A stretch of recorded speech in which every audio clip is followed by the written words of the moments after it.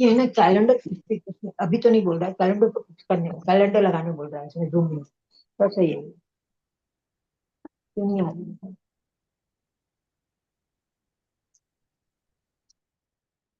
अरहंत सिद्ध सुर उपाध्याय साधु सर्व अर्थ के प्रकाशी मांगलिक उपकारी है। तीन को स्वरूप जानी रागते भई जो भक्ति काय को नमाए स्तुति को उच्चारी है। धन्य धन्य तुम्ही से काज सब आज भयो कर जोरी बारंबार वंदना हमारी है। मंगल कल्याण सुख ऐसो हम चाहते हो मेरी ऐसी दशा जैसी तुम धारी है। हो मेरी ऐसी दशा जैसी तुम धारी है। मोक्ष मार्गस्य नेतारम तेतारं कर्म भूभृतां ज्ञातारं विश्वतत्त्वानां वन्दे तद्गुणलब्धये वन्दे तद्गुणलब्धये। Just a minute. Huh?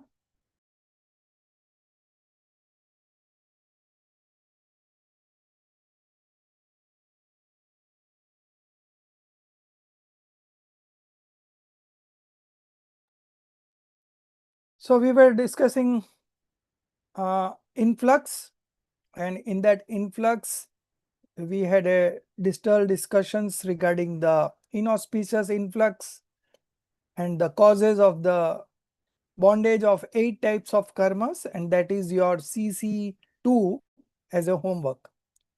Today we are going to start the 7th chapter, which is again discussing influx but of auspicious kind. Okay. So whenever there is an auspicious activity through mind, speech and body, what happens at the soul level? When there is an auspicious activity through mind, speech and body. Okay. So this is basically the activity of the matter substance. So what is happening simultaneously at the soul's level?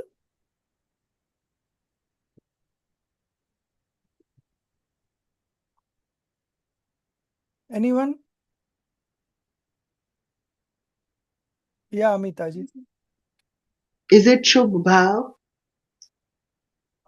Okay. Anyone else? So nothing happens at the soul level. There is a vibratory activity which is happening at the soul level when you do anything at a mind, speech and body level. Okay. Even if your body and speech are unmoved, still with mind you manifest those thoughts, and accordingly there is a vibrationary activity at the soul level, and because of this the karmas enter in the same space point. Okay, that's a cause of bondage of karma. So here we would be discussing, just because this is a chapter on influx. Okay, so we will be discussing the activities, and it's an auspicious activity, so there would be an auspicious bondage. But I want to say that there is a bondage and not stoppage or liberation, stoppage or dissociation. Okay, it's a bondage. So you have to see in this light that there is a activity at the mind, speech and level, and then corresponding to that there is a vibratory activity at the soul's level, and the manifestations of the soul at that point of time are auspicious. Okay, so when we will discuss stoppage element, at that time we will discuss more on the dispositional side, that when there is an activity of mind, speech and body, correspondingly what happens at the soul's level in terms of purity, because stoppage starts with purity. Okay, without purity the stoppage doesn't start. So what kind of purity is happening at the soul's level, so that we will discuss in the stoppage element. Now we are discussing influx, and that also auspicious influx, and auspicious influx happens through auspicious activity of mind, speech, and body. Okay, so we will begin this chapter. So the first thing that we can have in terms of auspicious activities are vrat, tap, shil, all those activities which involve mind, speech, and body. Okay, and at the same time there is an auspicious influx of karma. Okay, shubh karma, and when that comes into fruition, we get all the good things in life, good associations, good health, everything good. The association of Dev Shastra Guru is again outcome of that auspicious activity only. Okay, and when you involved in inauspicious activity, of course you bind karma of inauspicious nature, and when there is a rise of those karma, you incur all kinds of suffering. So very clear what we are getting involved into and what are the outcomes of our activity, that also we should know. Okay, we should never believe that getting into an auspicious activity is a religion. Okay, so religion is only happening when you are taking shelter of the pure soul and manifesting purity. Okay, if the purity is not manifested in auspicious activities happening, auspicious sentiments are evolving, then it is a bondage of auspicious karma and not stoppage or dissociation of karma. Okay, no purity, no stoppage, no dissociation. Okay, so here we will be discussing the minor vows and major vows. Minor vows are for householders, major vows are for monks, and of course the other 7 kinds of shil vrat of the householder. So in all there will be 12 anuvrats. Okay, minor vows, and then some of the things we will discuss at the monk level also. But having said that, all these are auspicious activities through mind, speech, and body, incurring a auspicious bondage. That has to be kept in mind. This chapter is from that background. Okay, so let's begin 7th chapter. Pratibha ji, you start reading from the beginning itself.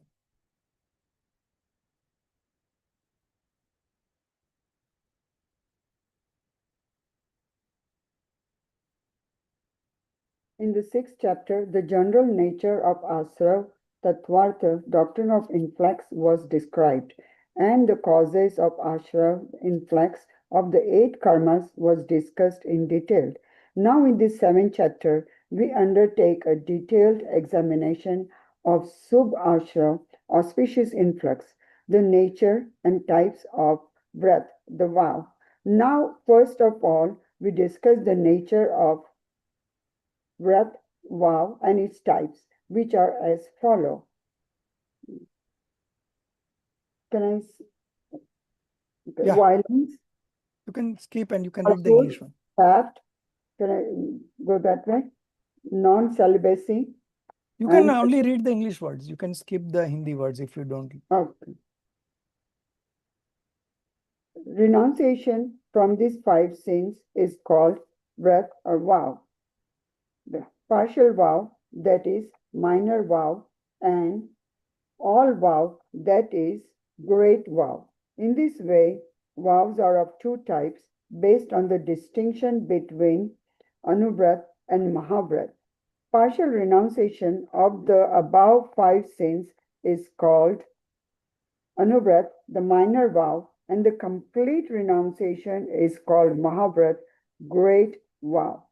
The nature of the above 5 sins will further be represented by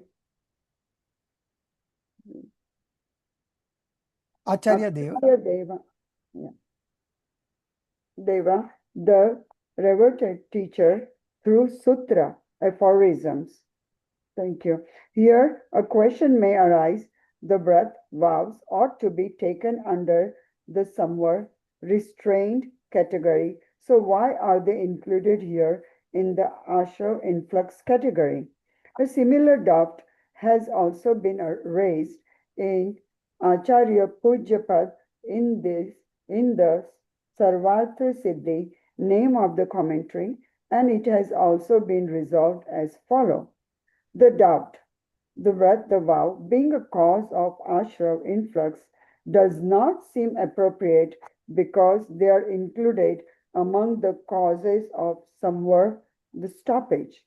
Further, gupti, restraint, samiti, carefulness, etc. are described as the causes of samvar stoppage.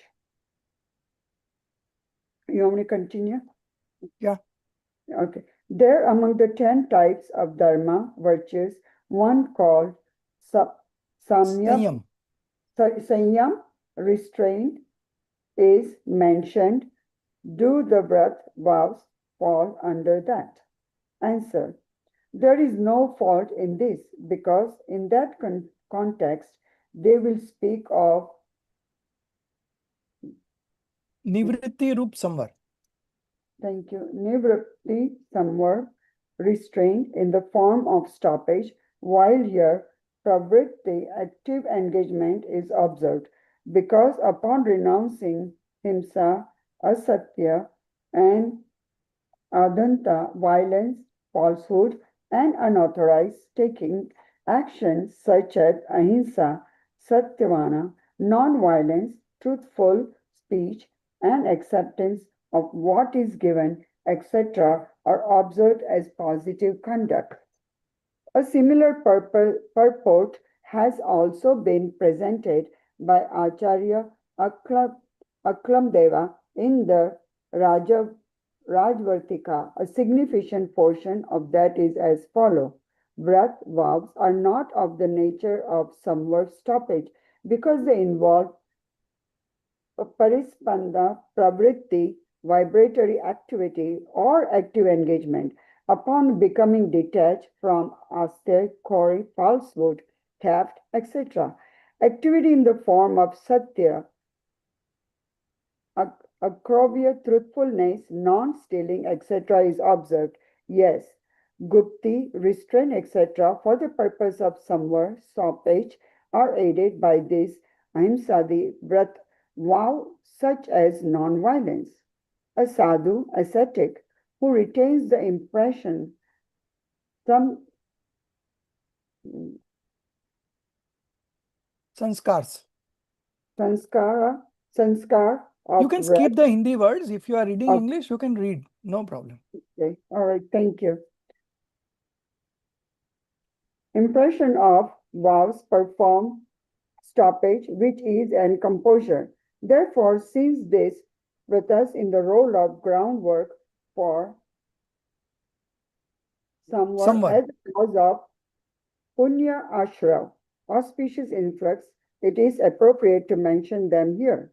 Regarding night eating, the views Acharya Pujyapat should be noted. Doubt. Should the 6 Anuvrat minor vows called abstention from night eating should have been included here? Resolution. No, because it is already included within the contemplative practice. Later, the bhavanas of the ahimsa, breath, the vow of non-violence, will be discussed. Among them is a bhavana called alokitapna bhojana, eating with awareness and illumination, within which the vow Of renunciation of night eating is of renunciation of night eating is included. Acharya Aklamdev is in the Rajvartika presents many significant arguments in the favor of the renunciation of night eating, which are fundamentally worthy of direct study. So this is the end of the aphorism number 1 and 2. So we discussed in the beginning only that here we are going to consider the activity of the mind, speech and body, corresponding to which there is a vibratory activity, and that's why these are included in the influx. Okay. So there are two types of vows. One is a minor vow and the other one is a major vow. In minor vow, there is a partial renunciation of 5 sins, and in the major vows, there is a absolute renunciation of all the 5 sins. The minor vows are done by the householder and major vows are done by the monks. Okay. And this we already discussed that why it is in influx, because of the vibratory activity of the mind, speech and body. There is a bondage, auspicious bondage happening. So it is considered into the influx. Okay. And when we will be discussing the stoppage element, okay, at that point of time we will be discussing the manifestations that happen along with these activity at the soul level in terms of purity. Okay. So purity, if there is a purity, then only there is a stoppage, otherwise there is no stoppage. So that will be discussed in the stoppage element, that will be in the 8th, no, 8th is a bondage, 9th chapter. Okay. Stoppage and dissociation, that will be discussed in the 9th chapter, and then the 10th chapter would be liberation. So we are still discussing the 7 fundamentals in Tattva Sutra. Okay. So this is all about 1 and 2. Now coming on to the 3, 4, 5, 6, 7, 8. Contemplative reflections in vows, that is bhavna. Bhavna. So each vow, so there are 5 minor vows. When you renounce 5 kinds of sins partially, it is a minor vow, and when you completely renounce it, it's a major vow. So these 5 minor vows that are being discussed here, which happens when you partially renounce these 5 sins like violence, then falsehood, then theft, then unchastity, and then last one is possessiveness. Okay. So partial renunciation, so minor vows. So each vows is having 5 contemplations each. Okay. So these are all contemplative reflections that is happening at the mind level. Okay. So that is being discussed here. So 5 Anuvrat and 5 bhavnas for each, that will be working out to 25. So we can skip the initial uh, meaning of the aphorisms, because that is being explained here in detail later on. So I'll just read the beginning and then we will move on to the correct one, where to start from. In order to maintain firmness in the observation of the said 5 vratas, the practitioner cultivates the following bhavnas, contemplative reflections. Okay. So when you repeatedly contemplate, no, it is called bhavna. Okay. So that means those things are coming into your mind again and again and again. So when it comes again and again into your mind, obviously you contemplate, you think about it, and of course you arrive at a decision. Okay. So unless and until you contemplate, the decision is also very difficult, or if you are taking it without contemplating, then it may not be correct also. So it is always good to have some contemplations before arriving at a conclusion. So in order to maintain firmness in the observation of the said 5 vratas, vows, the practitioner cultivates the following bhavnas, contemplative reflections.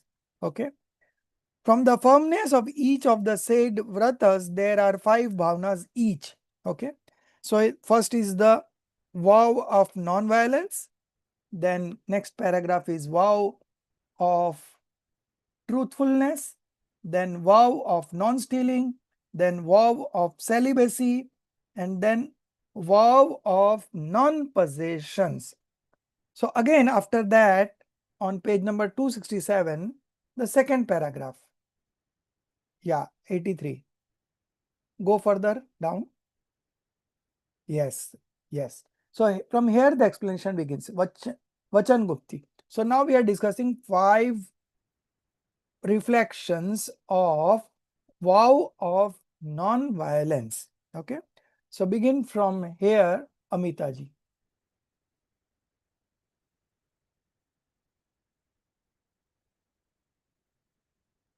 Vachan Gupti. From the beginning also you can, Vachan Gupti, you can start from Vachan Gupti. Vachan Gupti, restraint of speech. Mano Gupti, restraint of mind. Irya Samiti, careful movement. And Adan Nikshepan Samiti, care in lifting and placing, will be explained in the Samvar Adhikar, 9th section. And carefully examining food and drink before consumption is called Alokitapan Bhojan, mindful eating and drinking. These are the 5 bhavanas of the Ahimsa Vrat, vow of non-violence. In this Ashra Adhikar, chapter on influx, these are in the form of bhavana, contemplation. And in the Samvar Nirjara Adhikar, chapter on stoppage and shedding, they manifest as transformation, parinami.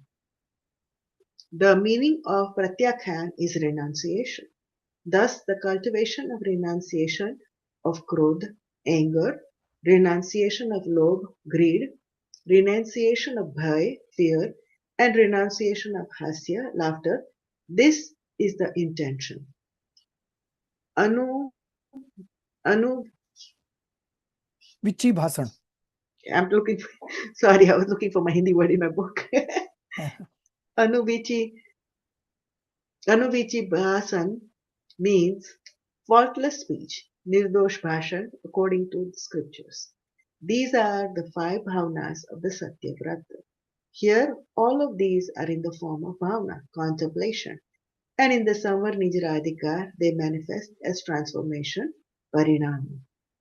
A mountain cave and a tree hollow, etc., are sunya, sunya agar, vacant abodes. Residing in them is called sunya agar vas, dwelling in a solitary abode.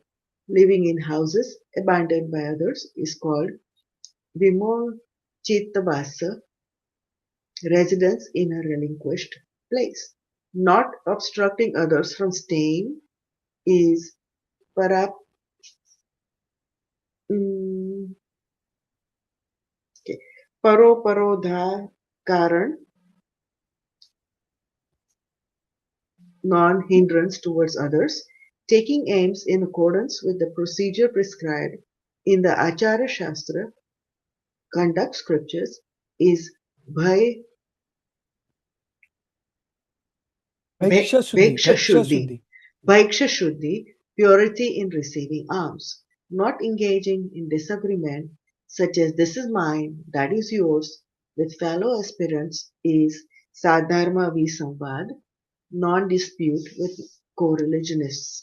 These are the 5 bhavanas of the Achaurya Vrata, vow of non-stealing. Renunciation Stop. of So list. let's discuss the first 3. Okay. Mhm. Vachan Gupti. So, so these 5 bhavanas. Okay. So first thing very important is in this influx chapter, these are the form of contemplation, and in the chapter on stoppage and dissociation, they manifest as transformation.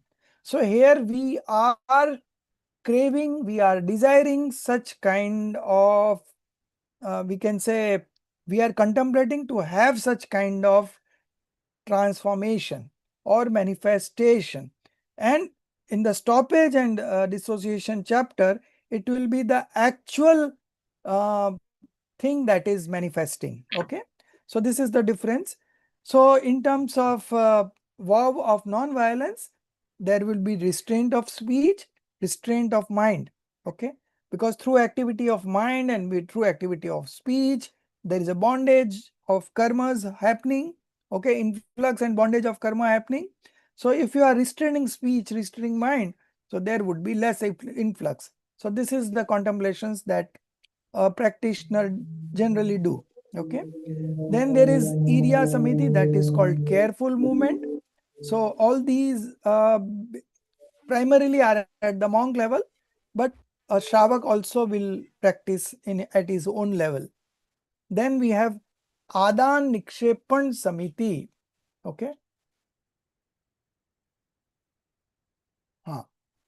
Care in lifting and placing will be explained in the Samvar Adhikar 9th section. Okay, so that will be there explained detail in the 9th section.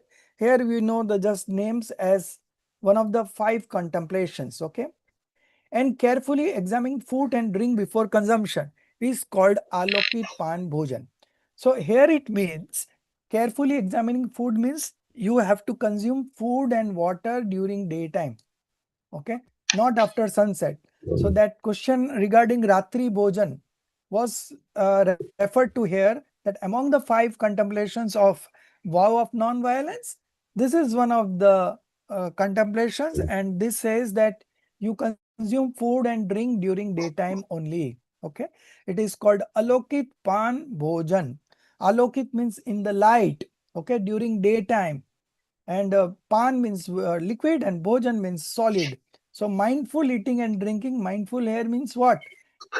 Consuming during daytime. That's all. Okay. So these are the 5 contemplations of vow of non-violence. Similarly, vow of Satyavrat, vow of truth. Okay. The cultivation of renunciation of krodh, that is anger, greed, fear, laughter. Okay, 4 things they have taken up. This is the intention.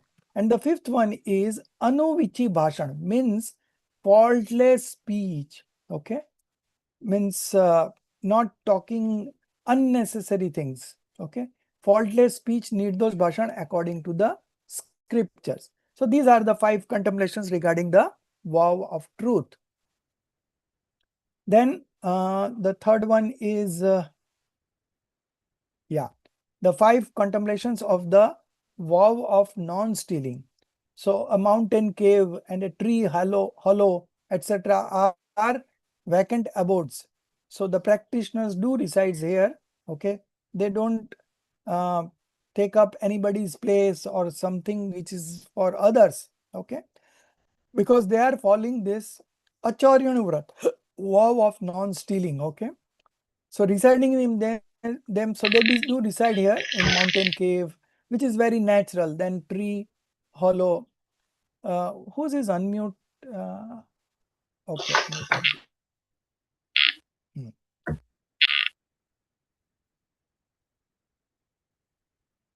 Okay.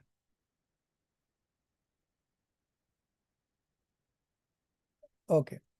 So I was getting some disturbance on the background, so it got me disturbed. Okay. So this is this not living in houses abandoned by others. So nobody is living, so they will use it. Residence in a relinquished place. Not obstructing others from staying is non-hindrance towards others. So if anyone wants to come and join, they will say, oh, welcome, welcome. Then taking arms in accordance with the procedure prescribed in the Achar Shastra, conduct scriptures, is Bhaksha Shuddhi, purity in receiving alms. Okay, this will also be at the monk level. Of course, Shravak also, Elak, Shulak, they also have their different procedures. Not engaging in disagreements such as this is mine and that is yours with fellow aspirants is called non-dispute with co-religionist or fellow aspirants. So these are vow of non-stealing, contemplations regarding vow of non-stealing. Then we have contemplations regarding the which one is this one?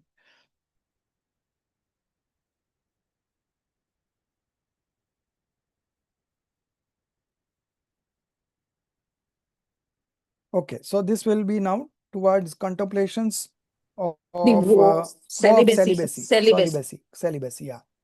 So renunciation of listening to stories that generate rag towards women. Renunciation of gazing at the attractive features of women. Renunciation of remembering former sensual pleasures. Renunciation of supreme and desired states. And renunciation of adorning one's own body. These are the 5 bhavanas of the vow of celibacy. Renunciation, now we are coming on to the possessiveness. Renunciation of rag and dvesh, attachments and aversion. Upon encountering desirable and undesirable touch, taste, everything, smell, all the four senses, etc. That is the five objects of the five senses, such as touch, etc. These are to be known as the five bhavnas of the aparigraha vrat. Okay. So Sir, 5 into 5, 25 kinds of contemplations for manifesting that particular stoppage and dissociation elements. Okay. So these are contemplations. These are not now at the what we call outcome level or at the manifestation level. This is just a feeling. This is just a kind of, say, craving or desire to manifest in such manner. And when they actually manifest, it will be coming under the stoppage and dissociation element. So right now it is influx. So by just merely contemplating, we are incurring we are incurring auspicious bondage. So just consider we have got this human life, then we have got this Jain religion, and in that Jain religion also we have got access to true gods, true scriptures, and true monks. And then also I have developed an interest. And if I have the interest, then I need to have means to pursue that. So that also we have got. So just imagine what kind of contemplations we would have done in our earlier life so that we have landed up here. Okay. So these are very natural in the life of a seeker, just because he's going to get liberated very soon. So before that, these kind of activities definitely will follow. So apart from these 25 reflections regarding the 5 minor woes, we have some other important reflections which has been explained in aphorisms number 9, 10, 11 and 12, 4 aphorisms that we also would like to read. So sir, can I Hemali, interrupt? yeah. ये अलग शुल्क जो होते हैं आधे यति मतलब other word is यति क्या क्या अलग शुल्क जो होते हैं ना सर हाँ दे आर वाउल्डर यस यति है मतलब जो यति बोला जाता नहीं है यति नहीं, यति तो मुनिराज को बोलते हैं. ओके ये अलग शुल्क जो है these are vow holder, minor vow holder. These are at the 5th stage of spiritual development. Okay. तो So this मतलब all मुनि बन चुके हैं. नहीं मुनि नहीं बने, अभी मुनि नहीं बनेंगे. बने, मुनि नहीं बने. अभी एलक और चुलक. तो चुलक के पास 2 कपड़े होते हैं, एलक के पास 1 होते हैं. ठीक है. So still they are householder level only. When they renounce it completely, although 10th and 11th stage are more or less very near to monkhood, so the next step would be getting into monkhood. Okay. But still they are at the 5th stage, and even Arjika Mata, they are also at the 5th stage. Okay. So they observe these kind of vows. They renounce living in their own house and they live in ashrams and the congregations of monks and all. So basically it's a kind of training that's going on for them. मुनिगत. Yes. Thank you, sir. Okay. So some other important reflections. So Malti ji, you can read. Yes, sir. Some other important reflections, bhavnas. In addition to the 25 reflections related to the 5 vows mentioned earlier, there are also some other such reflections which support both Anuvrat and Mahavrats and which encourage their observance. These are as follows. One should contemplate that the 5 sins, violence, etc. are destructive and deplorable, both in this world and the hereafter. That is, violence, etc. sins cause suffering. Such should be the reflection. One should cultivate the feeling of friendliness, maitri, towards all living beings, cultivate appreciative admiration towards the virtuous, compassion, karuna, towards those who are suffering, and equanimity, madhyastha, towards the arrogant and ill-behaved. In order to develop detachment and spiritual urgency, samveg and vairagya, one should constantly reflect upon the nature of the world and the physical body. The intention or engagement in actions such as killing someone, causing suffering, or inflicting various forms of harm not only lead to downfall in future births, but also result in fatal suffering in this very life. Because the one whom you wish to hurt or kill may even in self-defense respond in kind. Moreover, the state also deals strictly with the violent, with life imprisonment or even the death penalty. Therefore, one must constantly strive to avoid violence and violent tendencies. We should continuously cultivate the sentiment that such harmful intentions towards others should never arise in our hearts. Likewise, we should also reflect and develop the disposition that falsehood, theft, unchaste conduct, accumulation of possessions, or excessive accumulation should never occur in our lives, and even in the intention of such sinful actions should never arise in our minds. Our well being lies precisely in this. These sinful actions, like violence, and the intentions behind them are nothing but suffering. They are sorrow themselves and the causes of sorrow. They bring distress to oneself and to others. No one has ever truly benefited from them in the past, nor will anyone ever benefit in the future. We should constantly develop the sentiment that a feeling of universal friendship should always remain in our hearts for all living beings in the world, and that there should never be hostility or enmity towards anyone. A feeling of appreciative reverence should always remain awakened in my heart towards the virtuous. On seeing them, there should arise a respectful and admiring disposition. For those beings who appear to be suffering in the world, there should arise a spontaneous feeling of compassion. Not only should we be moved by their suffering, but we should also, to the best of our ability, make efforts to alleviate it.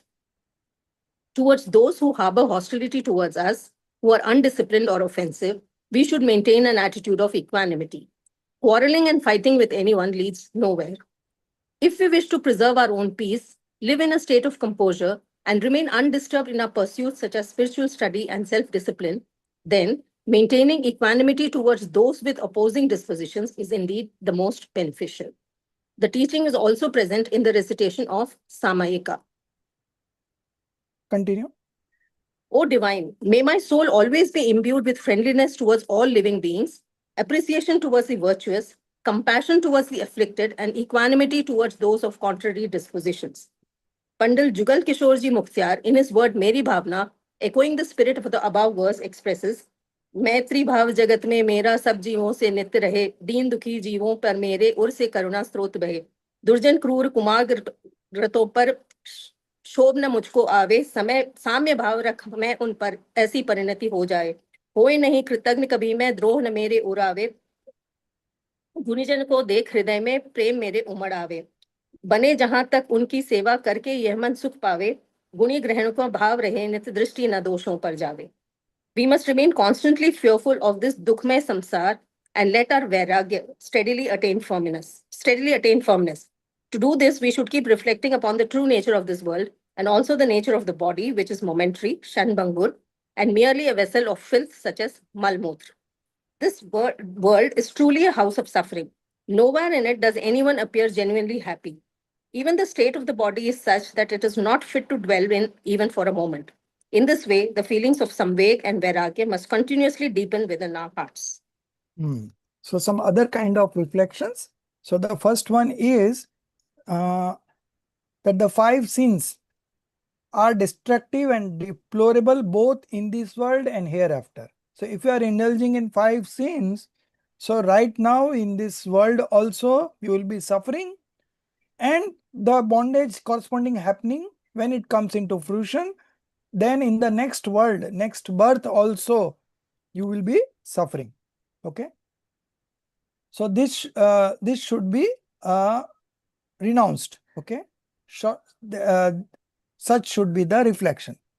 Then Maitri Bhav.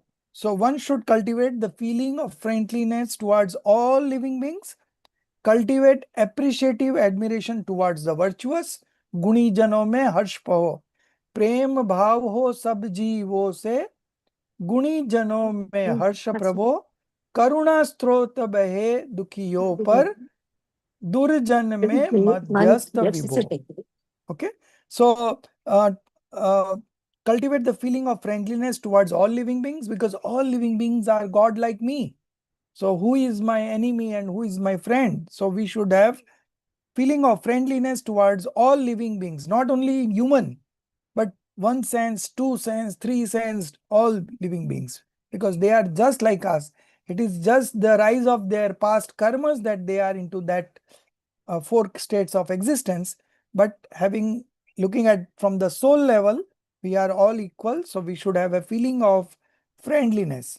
Now, cultivating this kind of feelings brings happiness in ourselves. Okay. So whatever we are doing, we are not doing for others. It is for our own benefit. Okay. Similarly, cultivate appreciation towards admiration towards the virtuous.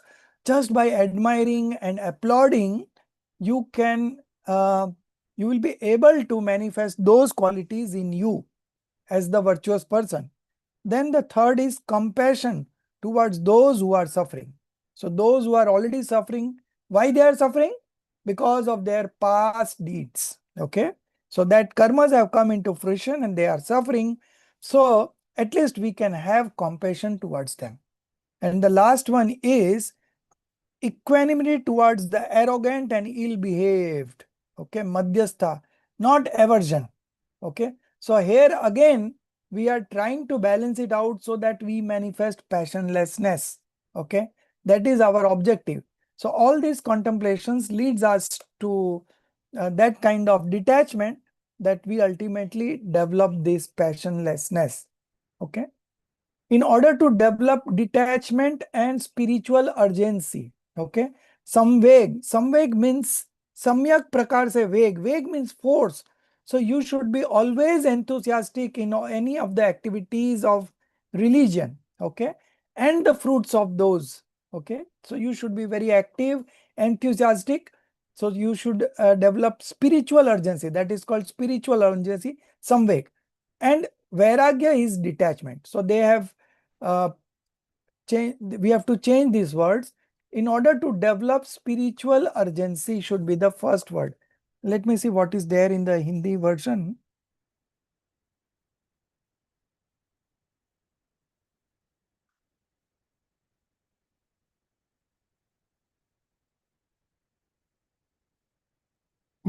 So first is samveg. Okay. So samveg should come first. So in the English, we should have spiritual urgency as first. So bracket they have written correctly, but in order to develop spiritual urgency and detachment, that should be done. If you want, we can just change it. Otherwise, I have to. Okay, let it be, no problem. One should constantly reflect upon the nature of the world and the physical body. Why we should reflect on the nature of the world and the physical body? For detachment. Okay. That body is full of, filth and all those malmutra, that's all. And the nature of the world so that we get detached from it and not getting attachment to it. Okay. The intention or engagement in action such as killing someone, causing suffering, or inflicting various forms of harm not only leads to downfall in future birth, but also results in fatal suffering in this very life. So this is being repeatedly, now they are explaining. So first it was in the original aphorism and then they are explaining. So we have already explained this. So let's move on to the next one line that I would like to highlight in the page number 85, next page. Yeah, first paragraph. Towards those who harbor hostility towards us, who are undisciplined or offensive, we should maintain an attitude of equanimity, not aversion. Okay. Here lies your skill of practicing discriminative knowledge. Okay. If someone is doing bad to you, that doesn't mean that you will keep enmity in your mind and whenever you get a chance, you try to, harm that person or talk ill of that person. Instead of that, what you can do is we should maintain an attitude of equanimity. Quarreling and fighting with anyone leads nowhere. Although you are right, you are in the truth side. Okay. Still, quarreling and fighting with anyone leads nowhere. It is a loss to us only. So better either avoid or skip or give it up, no problem. Even if we lose, there is no problem, because we are gaining in terms of our manifestations that we are doing. Okay. So many a times we see that we are on the right side, still people are doing wrong things to us. And at that point of time, we should contemplate that it is our past deeds because of which he is having this kind of thoughts of harming me. Okay. So we should see him as only a nimit and not the doer, and um, avoid or skip that thing. Okay. Skip that thing in the means give it up. Like if he is not understanding, give it up. Okay. When the time will come, he will understand. But right now, we don't want to get into quarreling or fighting or backbeating or something like that. Okay. So if you do that, you will be the person who will enjoying life. Okay. And if you manifest anger, pride, whatever at that point of time, it is the you who is going to suffer. So whatever we do is for our own benefit and not for not making other people's happy. It is for us only. Okay. If we wish to preserve our own peace, live in a state of composure, and remain undisturbed in our pursuit, such as scriptural study and self-discipline, then maintaining equanimity towards those with opposing disposition is indeed the most beneficial. Okay. So whatever we would have told was very true. But since the other person is not understanding, so just leave it.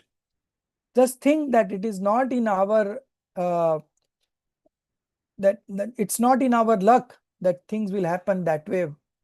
Okay. Just because we also have done some past bad deeds, and that's why this is coming as an antray to what we would have wished, right? So take it that way, and try to maintain equanimity. If you are able to do that, then it will be a very good practice, and you will see that it is we which we enjoy.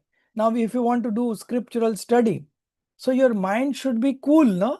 If you are very agitated, if you have those thoughts of aversion to those people, then how would you be studying scriptures? Okay.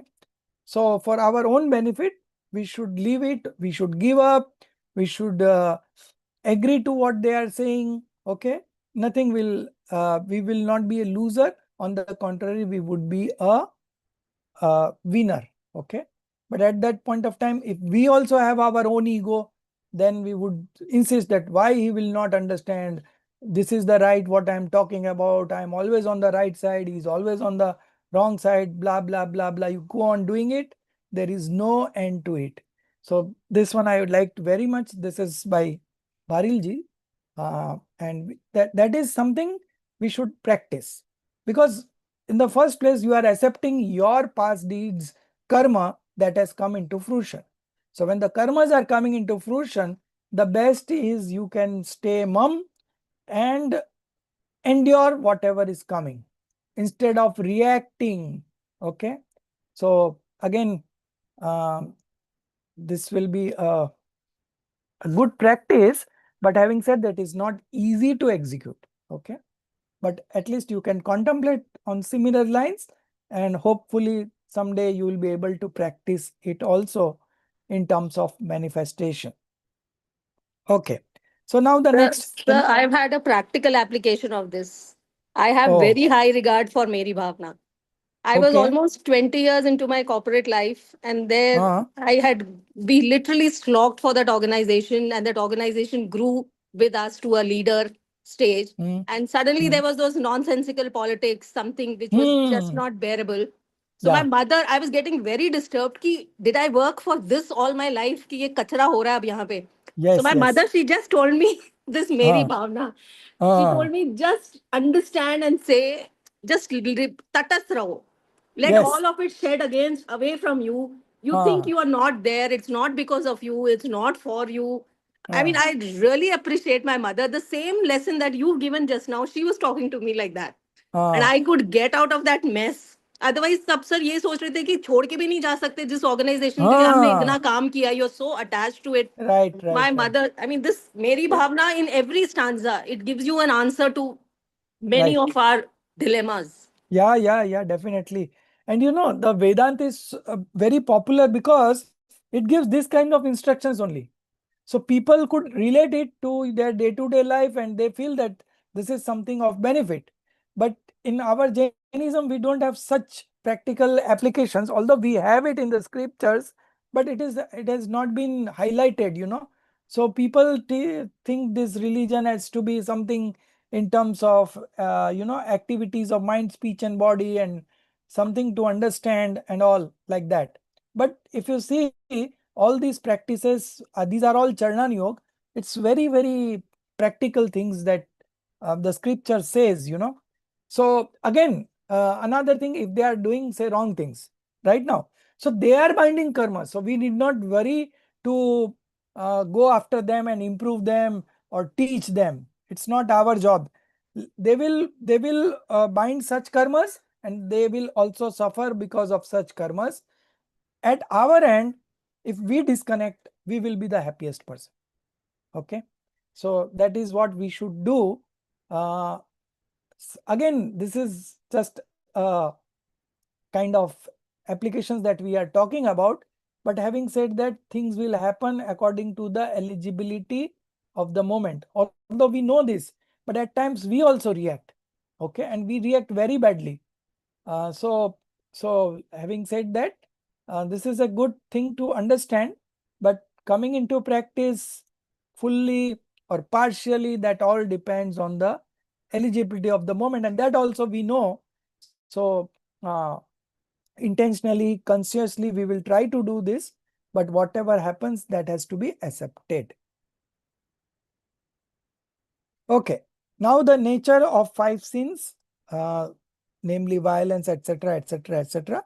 So these are 13, 14, 15, 16, 17. 5 sins, 5 aphorisms, one explaining each. Soumya, you read.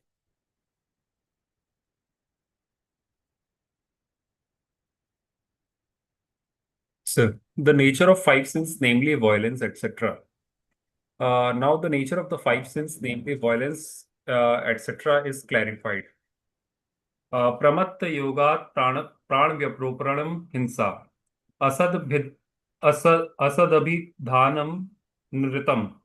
Adatta danam steyam. Mathunam brahma murcha parigraha. Let it be noted that the term Pramatta Yogat is introductory and indicative. It is to be joined with the beginning of each of the 5 aphorisms regarding the sins. Accordingly, the meaning of 5 aphorisms is as follows.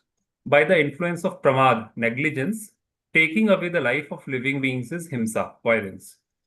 By the influence of pramad, speaking untruth is unrit, falsehood.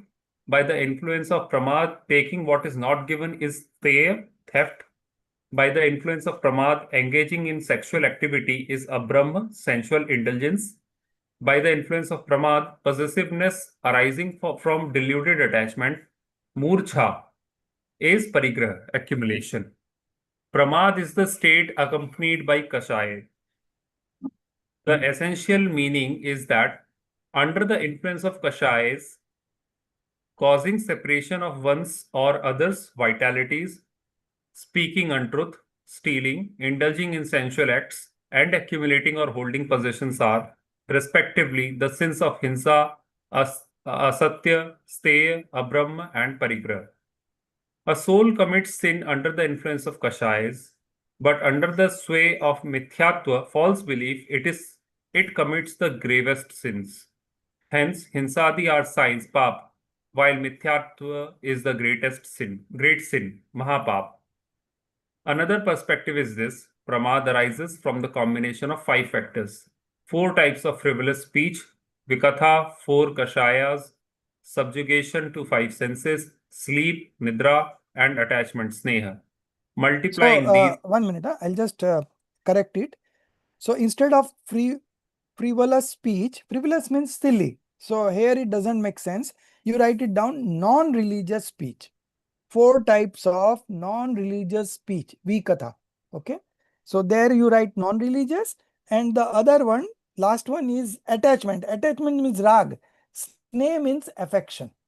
Okay. So this you can change 2 words. Otherwise it is all good.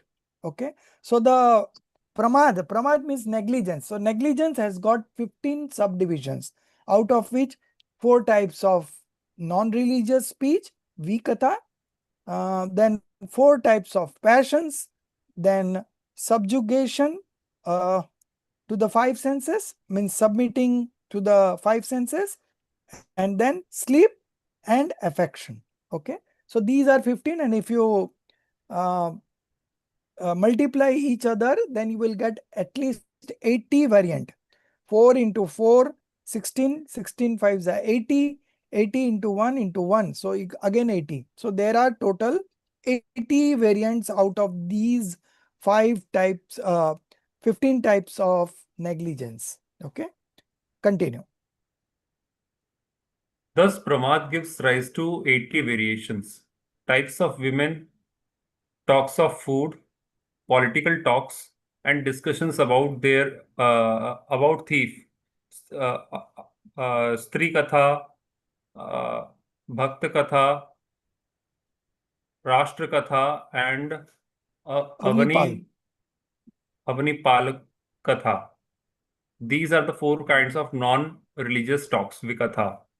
Anger, pride, deceit, and greed, Krodh, Man, Maya, and Lobh. These are the 4 kashayas, passions.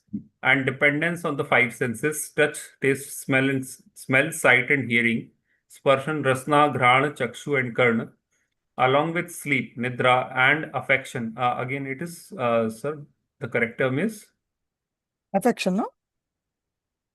affection, sneha. So Making up affection the is correct. 15 elements. Yeah. So make up the 15 elements of pramad. By multiplying them with one another, 80 variations of pramad come into being. For example, one engaged in Stri Katha Lap, talks of women, full of krodh, driven by the sense of sparshan, indulging in nidra, and possessing sneh. This is the first bhang. One engaged in Stri Katha Lap, full of krodh, driven by the sense of rasna, indulging in nidra, and possessing sneh. This is the second bhang. In this way, 5 variants are formed by replacing the dominance of senses. Then by replacing krodh with man while keeping the rest unchanged, 5 more variations are formed.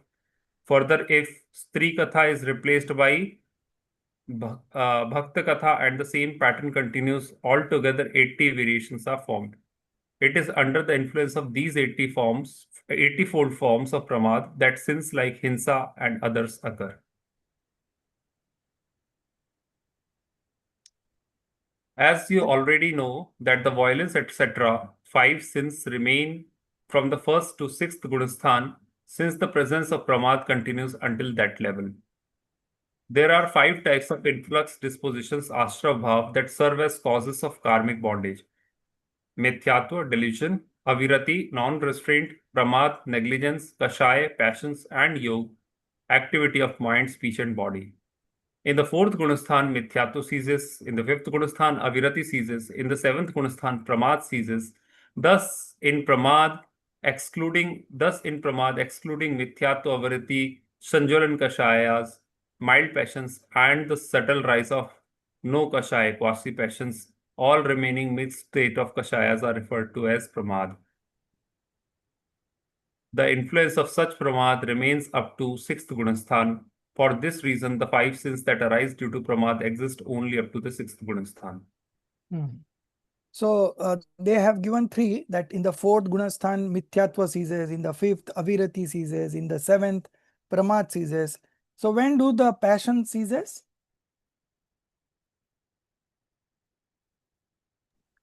14th? 10th. 10th. 10th. At the end of 10th, At the end. subtle greed goes away, and that's the end of passions.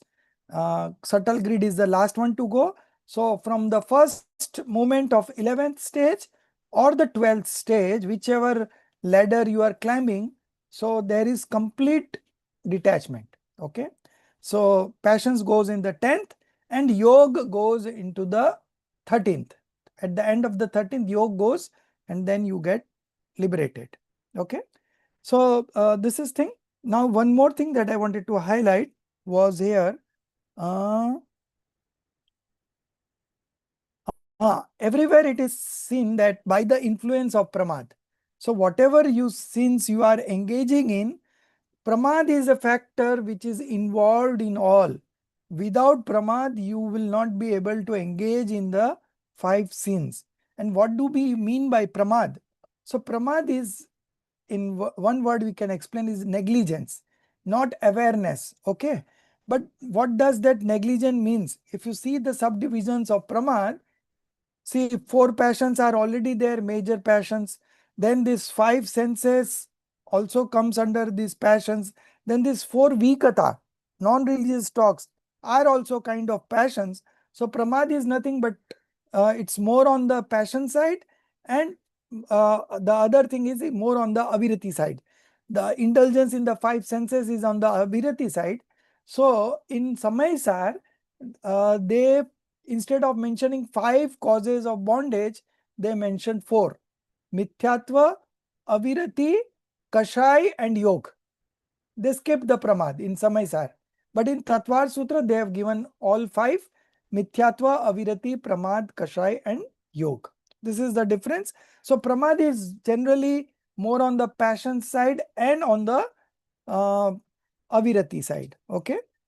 So that one was to be highlighted. And one more thing that we read somewhere, these 80 variants you could understand, right? By combining these 5 factors, okay, you can come to 1, 2, 3, 4, 5. Yeah, 5 factors.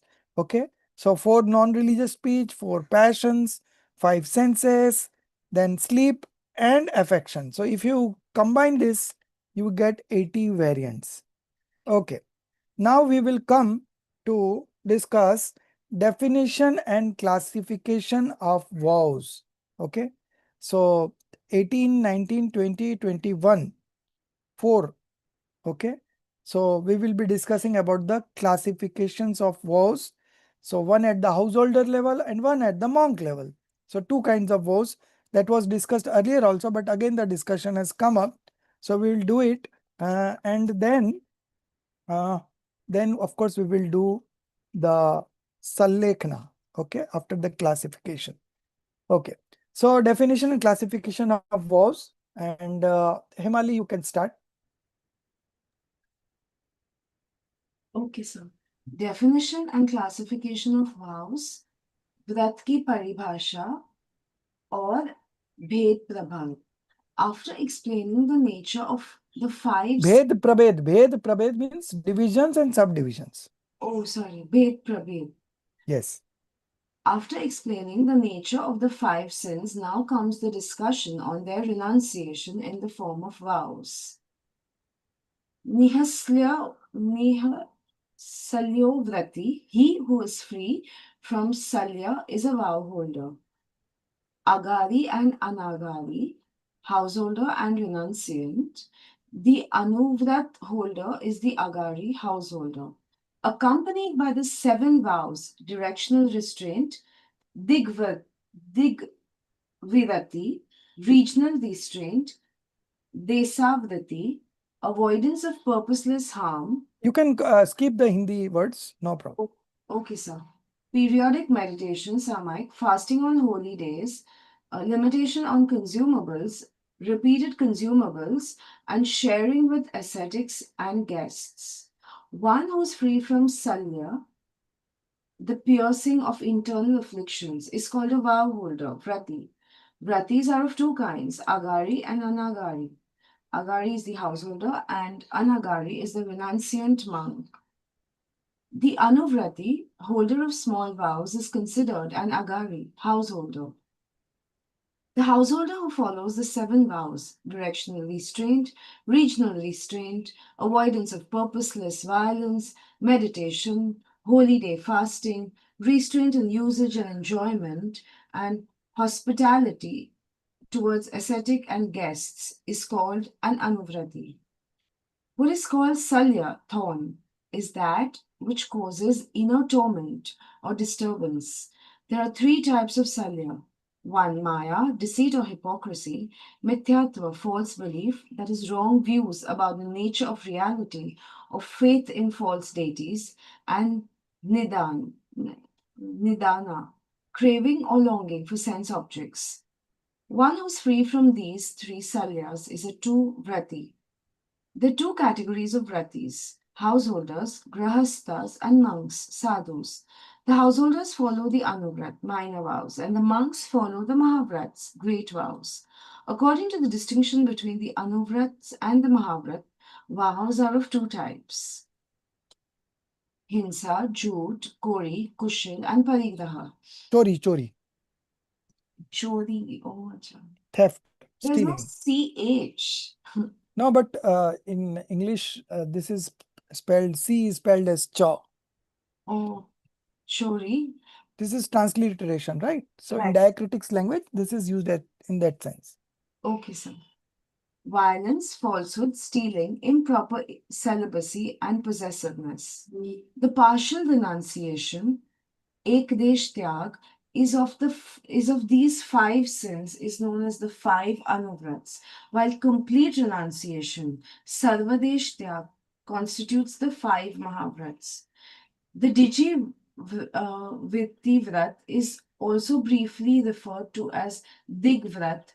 Similarly, Desh Vrata is called Deshvrat, and Anartha Danda Vrat as Anartha Dand Vrat. Anartha Dandvrat. Thank you, sir. Dijivrat, Desvrat, and Ananta Dandrat are termed as the three Gunvrats, while Samaik, Prosodupvas. Upvas, and Bhog, this is Bhog Pariman Vrat. Bhog Pariman Vrat, and Atithi Vivag Vrat. Vrat are called the four Shikswarat. These three Gunastan and four Shiksha Vrats together are known as the seven Sila Vrats, Digvrat. When passions, that is Kashais, become subdued, a householder sets spatial boundaries for their movement based on renowned locations in the 10 directions and strictly observes them throughout life. This is known as Digvrat. Deshvat. This refers to as voluntary restriction for the limited time, such as Ghati, 24 minutes, hour, day, week, or month. The broader spatial range, already determined by Digvrat, is termed as Deshvat. Anarth Dandvat, engaging in violence or similar acts without any meaningful purpose, is known as Ananta Dandvat, purposeless injury. Denunciation of such acts is called Ananta Dandvat. The Vrati Stravika, lay follower, refrains from purposeless acts such as digging soil, wasting water, lighting fires, storing air, or cutting plants. This means they abstain not only from violence towards mobile being, thus ahimsa, but also from purposeless harm to immobile ones. Sthavarinsa. Sthava ahimsa. Furthermore, their mind does not delight in impulsive attachments or aversion. They remain detached from such tendencies. This discipline is what constitutes Anartha Dandavat, Samaik Vrat. With the abandonment of attachment and aversion towards all objects, the practitioner focuses on equanimity and turns inwards towards the true self. This state of inner equilibrium is called Samaik. When a Vritti Shravika practices this in solitude at least once every morning, every afternoon, and every evening for a minimum duration of one Antarmudat, approximately 48 minutes, it is known as Samay. Prosodupvas. Prasad Upvas, thank you, sir. Vrat. Prasad Upvas Vrat is the practice of renouncing passions, sensual pleasures, and food in order to remain close to one's Atma, Swabhav, true self. Fasting on every Ashtami and Chaturdashi day by abstaining from worldly activities is called Prasad Upvas. This vow is practiced in three forms: Uttam, highest; Madhyam, moderate; and Jaghanya, lowest. Uttam Prasad Upvas is when one observes Ekashna, single sitting meal, one day before and one day after the sacred day, while completely fasting on the day of the sacred observance. Madhyam Prasad Upvas is when fasting is observed only on the day of the sacred observance, and Jaghanya Prasad Upvas is when Ekashna is practiced on the sacred day. The Bhog Bhog. Pariman Vrat. Parinam vow is the vow to reduce indulgence by limiting the consumption of bhog and upyog, even within the bounds of necessary possessions, parigra, within a subdued intensity of passions, kashar. Bhog refers to as objects of five senses that are used once, like food or perfume. Upbhog refers to things that can be used repeatedly, like clothes, furniture. The Atithi Samvibhag vow. Atithi Samvibhag vow is the vow of making a respectful offering by properly sharing food to the three kinds of recipients: Muni, monk; Vrati Shravak, vow holding layperson; and Avrati Shravak, non vow holding layperson. So monk is on the which stage? 7th. 6th and 7th. Okay. So when they come from alms, come for alms, they are mostly on the 6th stage, because in the 7th stage is a pure meditative state, right? Right, sir. So that is monk is on the 6th and 7th. Then Vrati Shravak, 5th stage. And Avrati Shravak, they are in the 4th stage. Fourth stage. Okay. So, So here they have written Jaganya Prasad Upvas is when only Ekasan is practiced. How can that be, sir? Jaganya में तो fasting ही होना चाहिए, Ekasan कैसे हो सकता है? नहीं, but ये ऐसा है, because we studied this also in I think Tattva Gyan or Vitrag Vigyan. We have this chapter 12 vows of a householder. Okay, 12 vows of a householder. In that also it is mentioned this way. So there are three types of fastings, you know. One is, yeah. So one is of the highest level, where you are taking one time before the day, one time after the day. So once you have taken in the morning, so then you are not eating for next 48 hours. Okay. Because the whole fasting day, before that you have already stopped by 12. So again that will be, and the following morning also you will not take before say 10 or 12. So in total it comes to 48 hours. The one that is there in the second level, that is 36 hours. And I think the third one would be 24 hours. तो जो हम अष्टमी चौदस में एक time खाना खाते हैं, तो हम लोग जगन्य प्रसोद उपवास कर रहे हैं. Very bad. सो जगन्य is such a bad term. जगन्य मींस कुछ बहुत ही खराब चीज. नहीं नहीं, ऐसा कुछ है. Jagan is lower level. So this doesn't matter. Only thing is that at whatever level you are there, you have to adapt according to that. Okay. So Prasaduppas. Now Prasaduppas means you have to stay in that place, either in the temple or in the congregations of monk. You stay there whole day and you live a life like a monk. So this is basically practice. So the first 5 Anuvrat are, because you have renounced partial sin, so 5 minor vows have come into your life.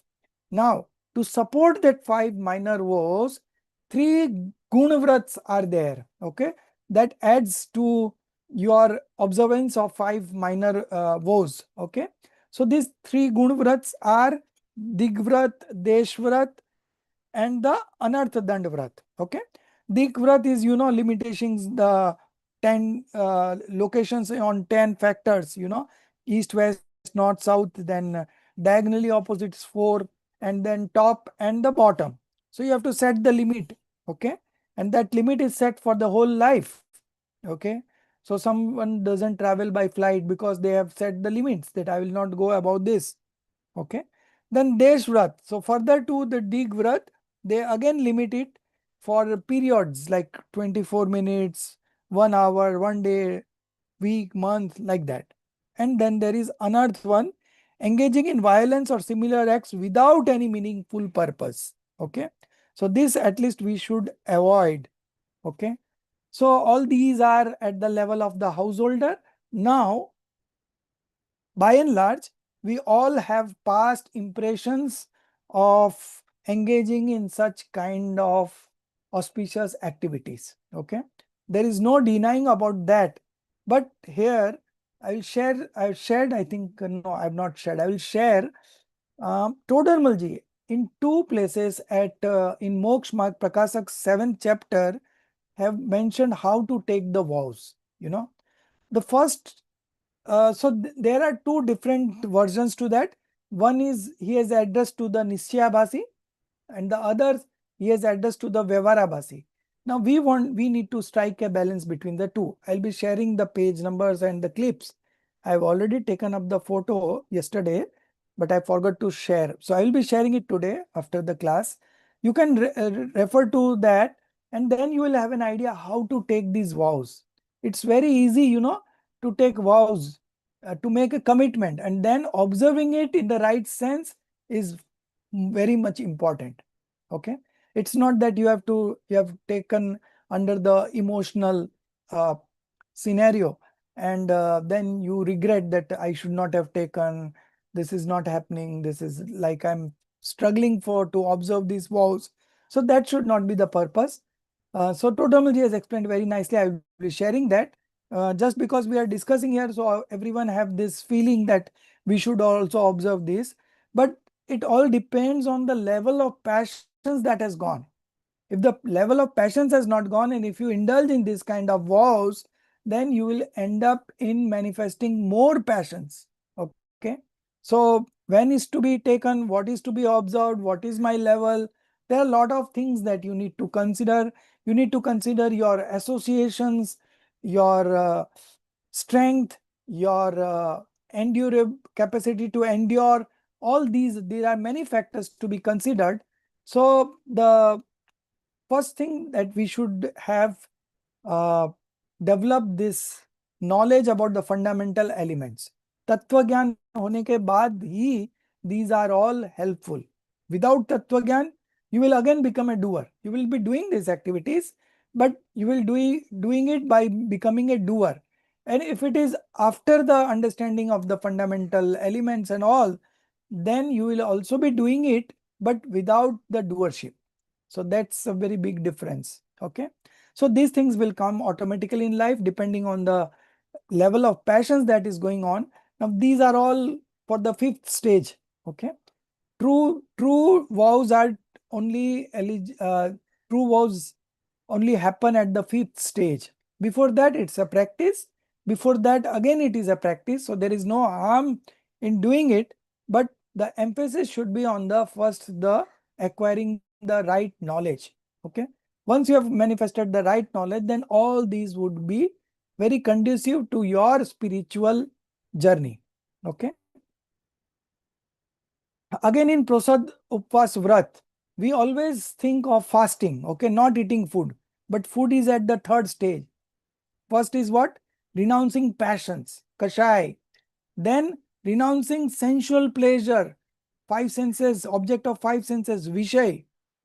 And then the third is ahar, food. So what we have in our mind for taking, indulging in fasting, that we should give up food. I will not eat anything today. But that is not the objective. The first objective is renouncing passions. So how do you renounce passion? By practicing discriminative knowledge. So when you are an expert in discriminative knowledge, at that time, not indulging in taking food will save a lot of your time, and your pramad will be also less, negligence will also be less because you have not taken any food, okay? So your awareness would also be great. So at that time, if you do such fastings and all, it will be for your benefit. Okay. But without having understood the fundamental knowledge and not having the right kind of knowledge, all these will be futile. Okay. So now Sallekna. So after observing these 12 vows, okay, the vow holder's last objective would be to be peaceful at the time of his death. Okay. Peaceful on the basis of practicing discriminative knowledge, that is the true samadhi. Okay. So the one who has lived his life like that, staying in equanimity all the time by practicing discriminative knowledge, those are only eligible for a samadhi maran, peaceful death. Okay. Voluntary peaceful death. So it's not that the whole life you will be just engaged in sensual pleasures and business and other activities, and in the end namokar mantra suna do to achhi gati ho jayegi. No, that doesn't happen. Whatever you have done your whole life, that is only going to count. Okay. And not what you are doing in the end. Many cases I have seen those who have practiced this discriminative knowledge throughout their life, but during the death time they were admitted into ICU in the hospital, and they didn't have a very good peaceful death, voluntary peaceful death. They didn't have it. But still, just because the whole life they have spent like that, so for us, their death is also a peaceful death for us. Okay. So we have to understand this, and this is a very important factor in the life of a householder who is practicing these 12 vows. Okay. Sallekna or Samadhi Maran. We have a separate subject on this and a separate book on this written by Dr. Barilji in the 6th Sem. So that will be a detailed study around 25-30 pages. Right now it's a short description, but nevertheless the main points are being covered here. Okay. So Rekha, you read about the Sallekna.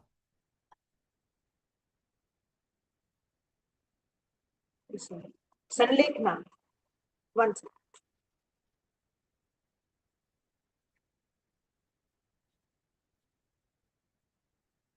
Sallekna Samadhi Maran. Following the discussion on vows, the text now turns to Sanlekna, voluntary peaceful death, through meditative restraint. At the approach of death, one should willingly undertake the vow of Sanlekna, Samadhi Maran. The true meaning of Sanlekna is the gradual weakening of both the body and the passions. This careful and conscious weakening is what constitutes Sanlekna. Sanlekna is the right samyak gradual thinning or emaciation, Lekhna of the body and the passions. Regarding this vow at the end of life, Acharya Samantabhadra writes in the Sanlekna chapter, the 6th chapter of Ratna Karandasha Shravakacharya. When there is no possible remedy, be it in cases of unbearable affliction, upsarga, famine, old age, or incurable diseases, then for the protection of dharma, renouncing the body is known as sanlekna by the noble ones. This is also called samadhi maran. The purport is as follows. If a distress arises where death is imminent and there remains no appropriate means of survival, or if famine occurs in such a way that a pure sattvic way of living becomes impossible, or if old age has progressed to the point where there is no longer possible to live without causing harm, ahimsa, or if a disease arises that has no non-violent treatment available, then in such circumstances, in order to safeguard one's dharma, a virtuous person, one of wisdom, may relinquish the body in accordance with the scriptures and through prescribed methods. This is what is known as sanlekana or samadhi maran. If there is a possibility of remedy during afflictions, upsarga, famine, durviksha, old age, budhapa, or a severe disease, then first and foremost, one must attempt to seek remedy, pursue treatment, and explore available means. Only when no non-violent and safe method remains should one take samadhi as prescribed in the Jain Agam text. At this point, a question may arise: is this not, in a way, a kind of suicide? At- Atmatya, suicide, is said to be an even greater sin than Parahatya, killing others. Answer. Sanlekhana or Samadhi Maran is not Atmatya because suicide is committed in a state of intense emotional turmoil and a strong passions. In contrast, Sanlekhana is practiced with deep reflection and equanimity by gradually reducing the passion and weakening the body mindfully. And that too only when no possibility of living righteously remains. As long as treatment or remedy is possible within the boundaries of our vows, there is no right to undertake Sanlekhana. Mental illness are called Adi. Physical illness are known as Vyadhi, and external disturbances are referred to as Upadhi. Going beyond these three and merging fully in the eternal and unchanging self, the Paramatma, the Nijatma, is what constitutes Samadhi. The Samadhi itself is Sanlekhana. When the presence of death becomes unavoidable, to consciously and peacefully relinquish the life force under the guidance of a competent teacher and in a state of supreme equanimity is what is known as Samadhi Maran or Sanlekhana. The transformation of the body is inevitable. This is a universal truth. When one accepts this truth and becomes prepared to let go of the body before the body forcibly leaves us, that is true wisdom. The practical expression of this wisdom is called Sanlekhana Samadhi Maran. Transgression of right belief. Sorry. No. Two lines are left. This Sanlekhana vow at the end of life or Samadhi Maran must definitely be undertaken by both householders, Shravaks and renunciants, sadhus. Okay. So you see, this Sarlekna we will be discussing at length in the 6th Sem, but right now all the main points have been covered. It's the thinning of passions and body. Okay. It's not a suicide as such. Okay. Here the passions are gradually reducing, thinning. Okay.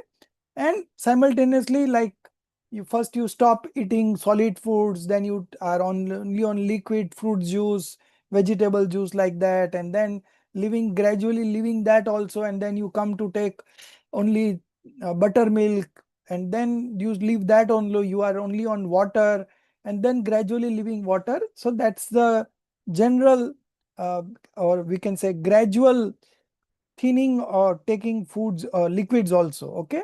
And then you don't take anything, and then the body, you leave the body. One very important line that I would like to highlight is in the previous page, second last paragraph.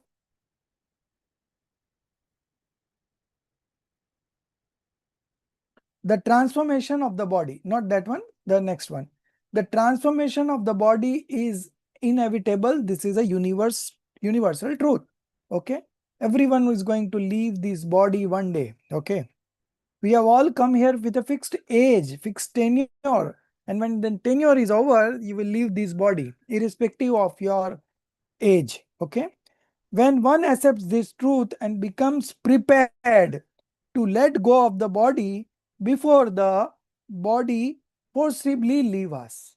Okay. So when one accepts the truth and becomes prepared to let go of the body, this body doesn't belong to me. Okay. Based on that, you are prepared to let go of the body before the body forcibly leaves us. That is true wisdom.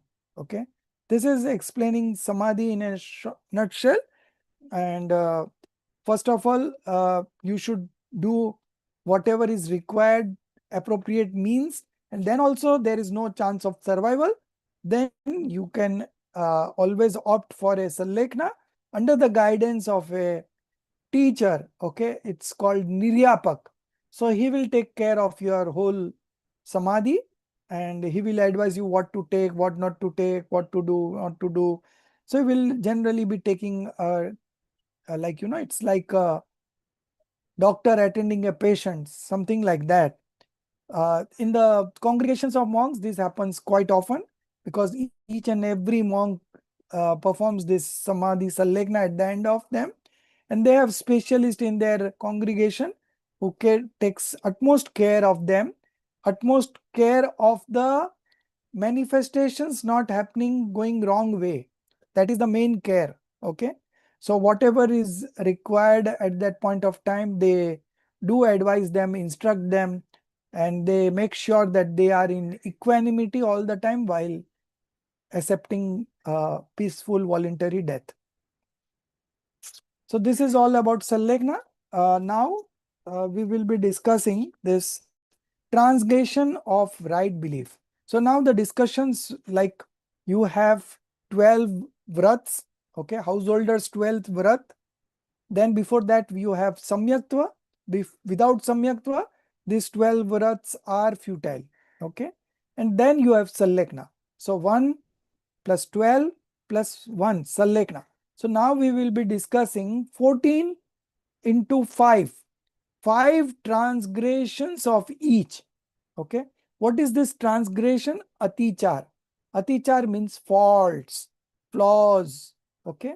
So you have already manifested the right belief. Okay. You have taken up the vows.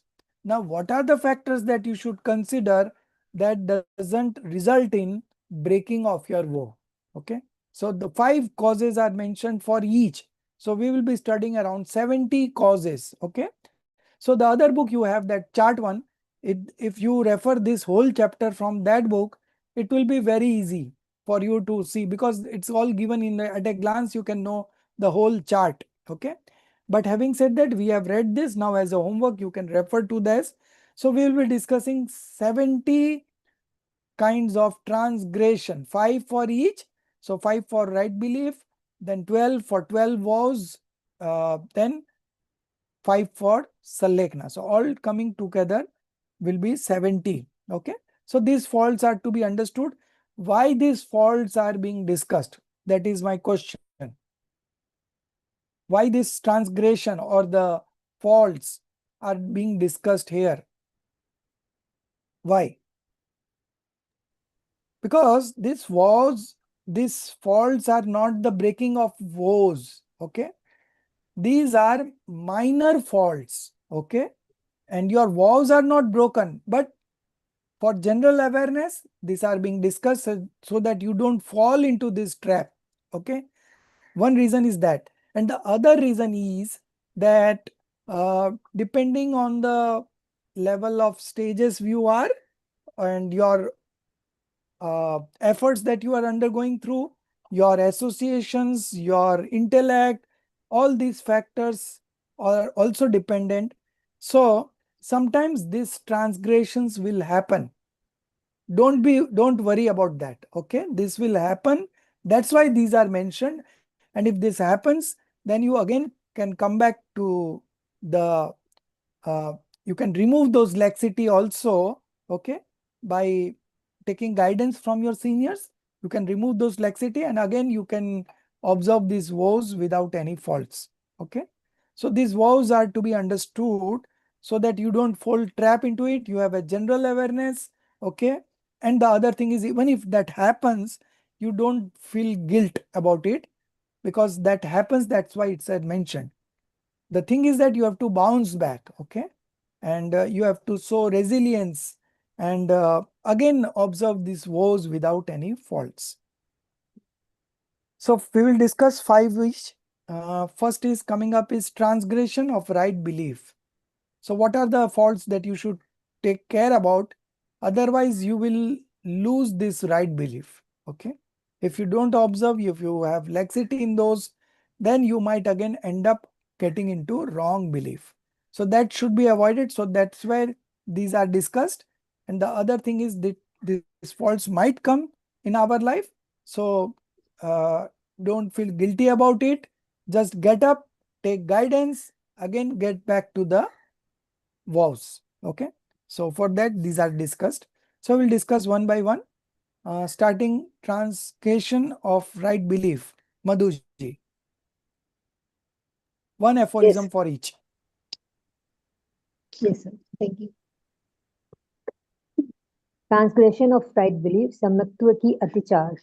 After the discussions on Sallekhana, that is Samadhi Maran, we now turn to the transgressions of Samyaktva, that is right belief, which are as follows. Um, a partial violation of any vow or even a minor fault in its observance So is called English words are atichar. given. English words are given. Oh, Doubt. right, sir. I'm sorry. Yeah. Um, Doubt, sensual desires, disgust, and anya drashti samstavana. These five are the English name not given. yeah. So in the below that has been explained. So we will catch up Oh, from there, but it's okay. a mistake. Yes, sir. These Hmm. five These five are the transgressions of Samyak Drishti or Shamyak Darshan.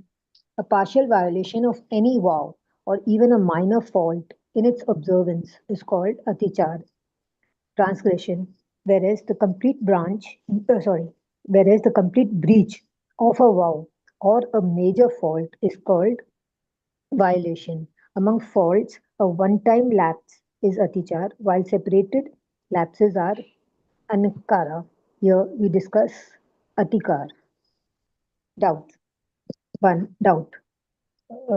Entertaining doubt with regard to the knowledge of fundamental entities proclaimed, that is Tattva proclaimed by the Arhat Bhagwan, or the presence of the seven fears, Bhay, constitutes the first transgression called doubt. It is also said a right believing soul, Samriddhishti Jeev, is free from doubt, Nishanka, and for this very reason is also fearless, Nirbhay.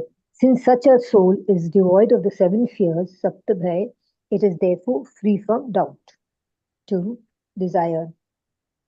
The desire for pleasures of the five senses with the notion of happiness is a second transgression called kamsa. Kamsa. 3. Kanksha. Kamsha. Ichha. Oh, Kamsha. 3. Disgust. Feeling disgusted upon seeing the unclean bodies of ascetics adorned with the Ratnatraya, three jewels of Jainism, is Visiksa. Vichikitsa. The third Vichikitsa. transaction. Vichikitsa. The third transgression. 4.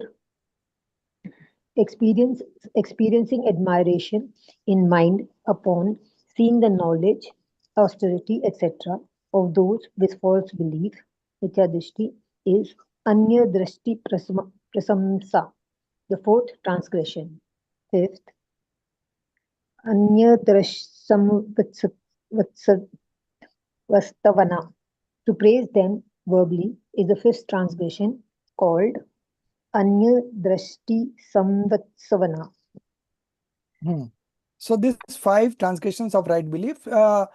Himali, can you share the page number 130 of the other book, English charts book?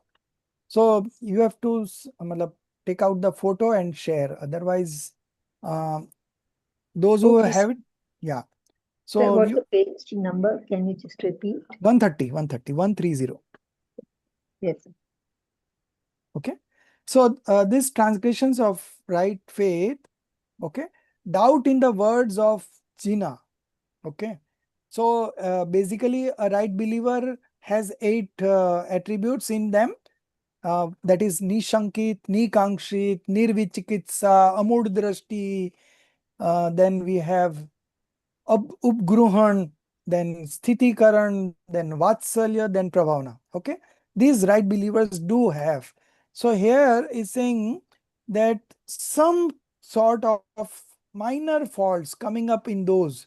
So that is one, number one is doubt. Entertaining doubt with regard to the knowledge of fundamental entities, 7 fundamental entities proclaimed by the Arihant Bhagwan, or the presence of the 7 fears. So the right believer is supposed to be fearless. Okay. So he doesn't have 7 kinds of fears. But again, this fear appearing, so this is a minor fault. Okay. Your right belief has not gone. It is still there. Only a minor fault is come.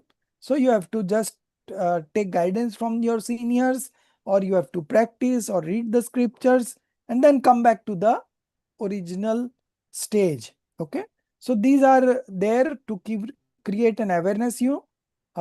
Okay, constitutes the first transgression called doubt. Okay, so this is doubt. Similarly, there is kanksha, desire. Although the right believer is supposed to be nikankshit, no desires, but still some desires do crop up. The desire for pleasures of the five senses with a notion of happiness is the second transgression. Then we have disgust. So feeling disgust upon seeing the unclean bodies of ascetics adorned with the Ratnatraya. So their body is unclean, but their soul is adorned with the three jewels: right belief, right knowledge, and right conduct. Okay, so this is the third transgression. Then two types of different uh, repugnance or disgust feeling for the virtuous people, which it's so this is done. Other false believer, okay, anya drashti means other false believers. So there are fourth and fifth is about other false believer. By seeing the knowledge, conduct, etc. of a false believer, admiring and praising, okay, the pseudo believers or the false believers, that is the fault. So if you keep praising the false believer, then there are chances that you can manifest false belief in yourself. Okay, so you can know, at least you can know, but don't praise him in that manner, because they might have some good qualities in them. So you can praise those qualities from that perspective, and not praising them just although they are false believer, but you consider him as a true believer. So you cannot praise in that sense. Okay, so the main thing that I wanted to discuss on page number 130 is this: how this violation of vows happen. Okay, so there are four steps to it. First one is atikram. Atikram means you are getting a thought of breaking the vow. You have already taken the vow. Now you feel that I'm struggling, I'm not enjoying it. So let's break this vow. Okay, so that is the first thought arising in your mind. Then the next step is Vyatikram, crossing the limits of the vow. Okay. Still the vow is not broken, it's just the crossing the limit. The third is showing laxity in observing the vows. And the fourth is anachar, that means false conduct. So what is the difference between atichar and anachar? Before that, I'll give one example for explaining the four stages. Uh, uh, have you shared the photo, Himali? Page 130. Okay. So violation Sir, of I have shared vows. in the group, sir. Acha, you have shared. So can you Yes, sir. share it on the Yeah. screen? If I make Yes, you a sir. post. Yes, sir. I'll just do it. Okay, you Sorry. just. Okay. So four stages: atikram, vyatikram, atichar, anachar. So there was one goat. Uh, Generally, the farmers have a fencing around his field. Okay, so that the animals doesn't Thank you. enter. Yeah. So the animals doesn't enter. So this goat, um he thought of breaking the wall and entering that field. So he went near the fence. Although he has just got this thought, and he just got the thought, then that is the first stage called atikram. Then following up that thought, he went near the fence. That animal went near the fence. Okay.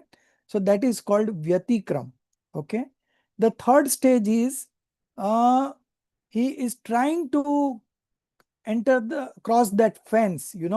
He's trying to cross the fence, but he's not able to cross it. So by just poking his mouth inside that fence, he is eating some part of it. Okay, so if it is in one time and then coming back, it is still atichar, fault. But if he keeps on doing repeatedly, or if he enters the fence and start eating it again and again, then only the vow has been broken. So up to the third stage, you still have chance of coming back to the vows. But if you proceed again to the fourth stage, then your vow is broken. Okay, so this is how you should take it up. So what is the difference between the third stage and fourth stage? That is very important, that I want to highlight here. So because of that difference only we shared that page, so everyone can see on their mobile this page number 130. Atichar and anachar, the difference is shown. So first is atichar is a partial violence, minor fault, but anachar is a complete fault. Okay. Then we have the second point, takes place due to false knowledge, carelessness, delusion. Okay. Takes place due to false knowledge, carelessness. Mostly it is because of carelessness.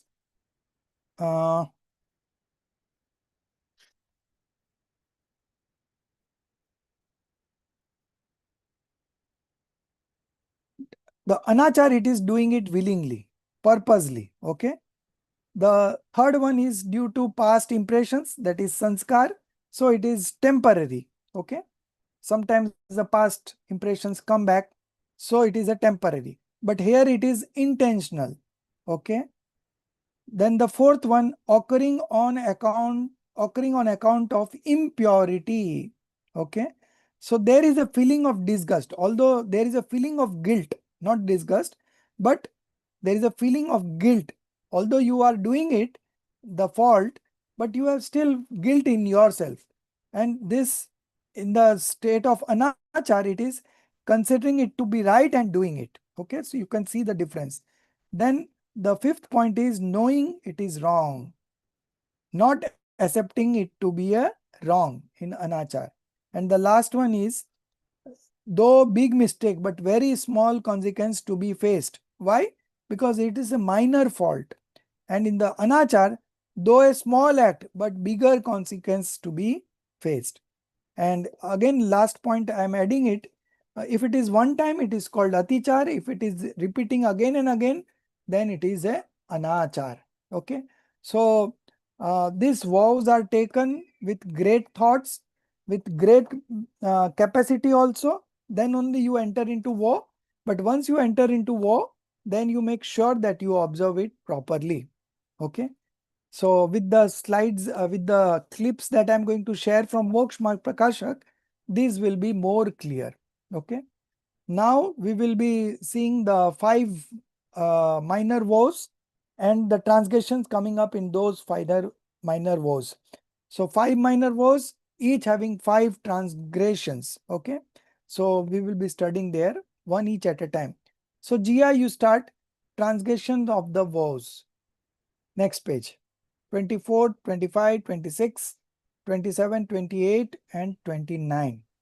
Okay. Sir just minute, आपने जो गोट का example दिया, मतलब वो right belief वाला है, इसलिए अनाचार और अनाचार ऐसे है क्या? हाँ, राइट बिलीफ वाला, ट्रू वोटरी. ओके. ठीक, yes sir.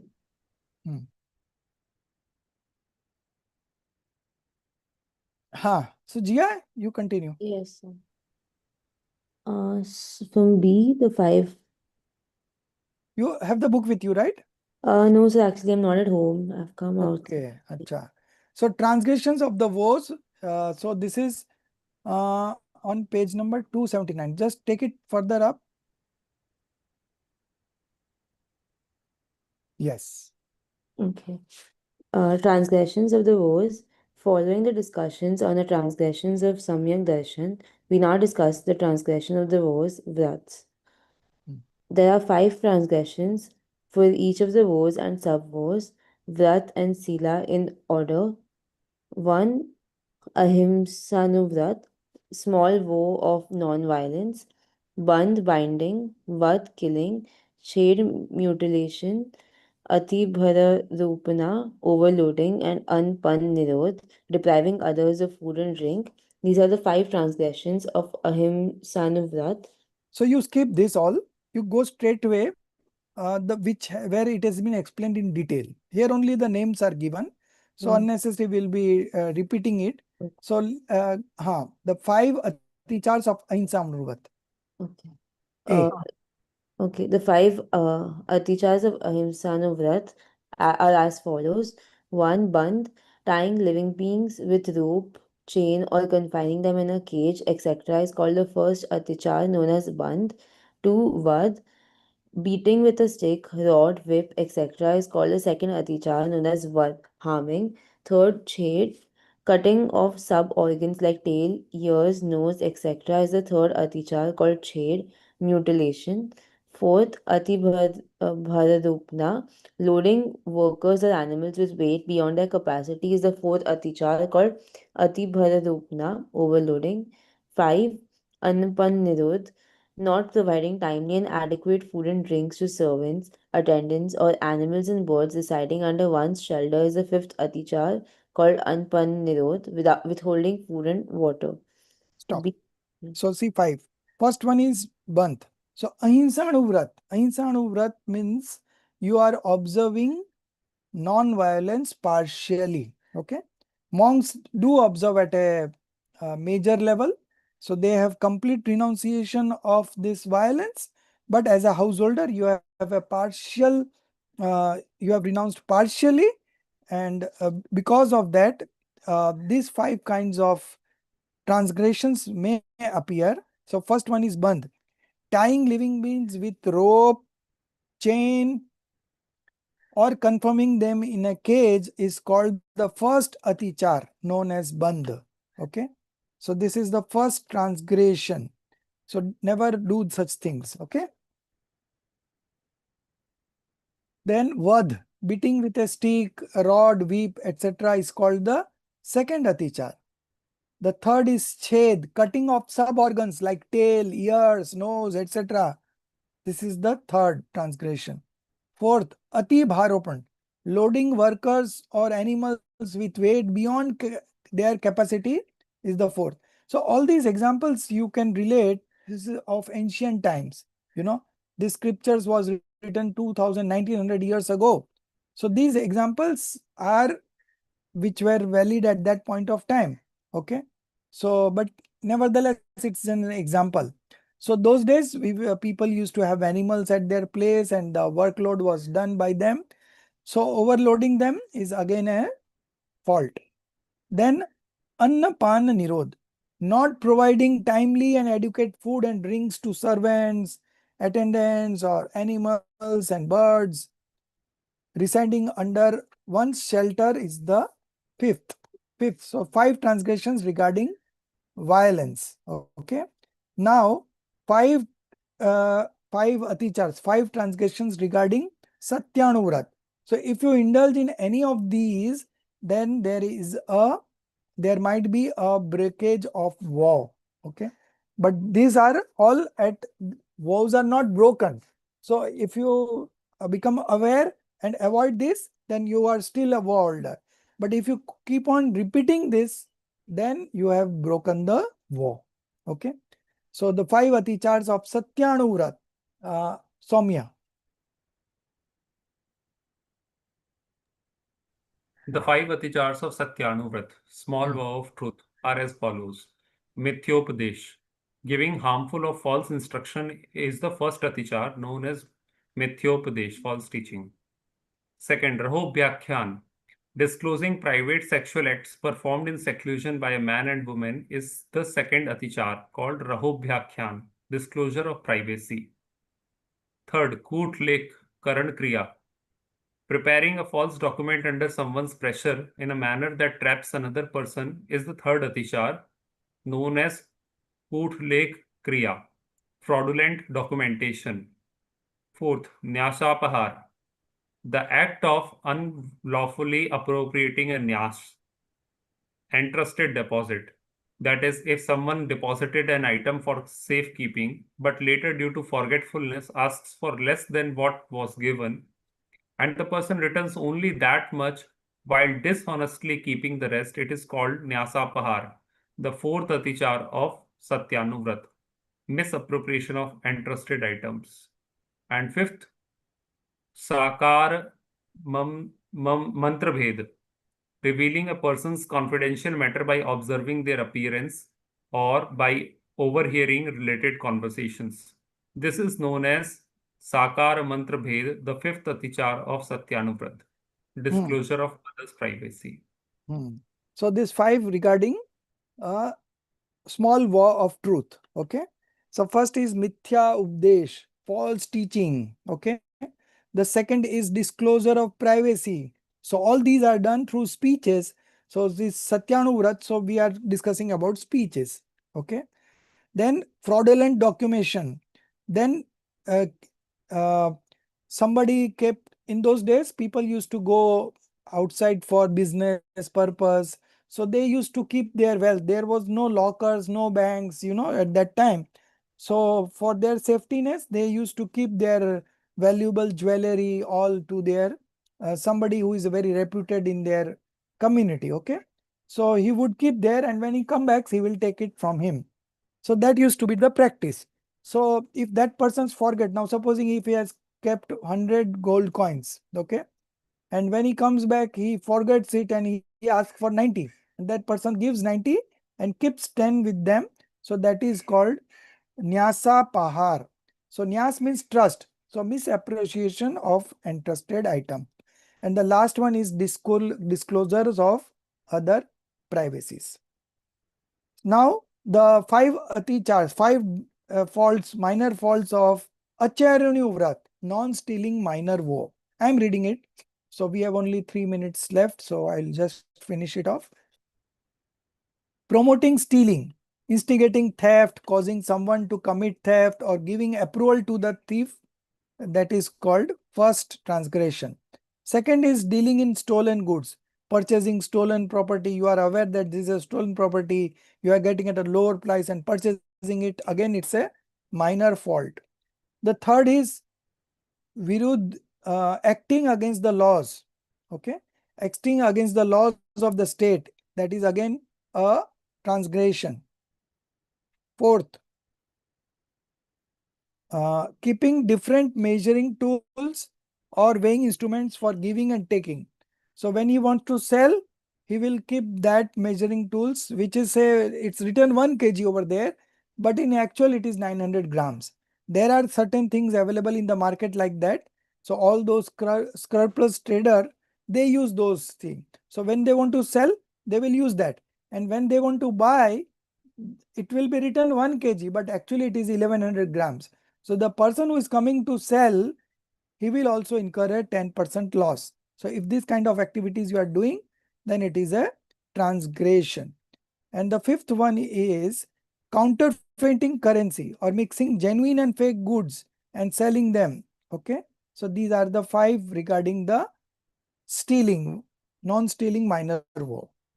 The fifth, the D1, D category is having faults or having minor faults regarding celibacy minor vows. A person who has taken the brahmacharya vart, means celibacy, is responsible for conducting the marriage ceremonies of their own children or dependents. But if we do it for others also, then it is a transgression. Second and third, association with women of questionable character, loose character. Okay. So these are of 2 types, 2 and 3 coming together. So a woman of loose conduct or loose character is referred to as Itwarika. Itwarika are of 2 types. Okay. One who has no husband or male partner.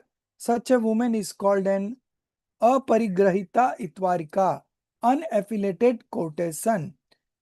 And the second one is one who has a husband or a male partner. Such a woman is called unchaste married woman. So indulging in both these is called a transgression. Okay. So visiting the house of first category and the second category both are a transgression. Fourth one, engaging in sexual play using parts of the body other than sexual organs is again a kind of transgression. Fifth, an intense craving of or obsession for sexual enjoyment is the fifth transgression. Similarly, the last one, the 5 transgressions of the Parigrah Pariman Vrat, Anuvrat. Okay. The first one, exceeding the pre-decided limit of land and ceilings. Okay. the limit that you set up in the Digvrat, now you are crossing that limit. Okay. The second is exceeding the prescribed limit of silver and gold. Okay, so this is about the possessions, not of that Digvrat I was talking about. This is about the possessions. You have set the limit that I will have only 5 buildings and not more than that, and this much of land area. So if you crossing that pre-decided limit, then that's a transgression. Second is the exceeding the pre-described limit of silver and gold. The third is exceeding the limit set for wealth and grains or livestock. Fourth is the exceeding the limit regarding the number of male and female servants. And the last is exceeding the limit of utensils and clothes. Okay. So all these are transgressions. Okay. Minor faults. So if it is at this level, you are still, your vow is not broken.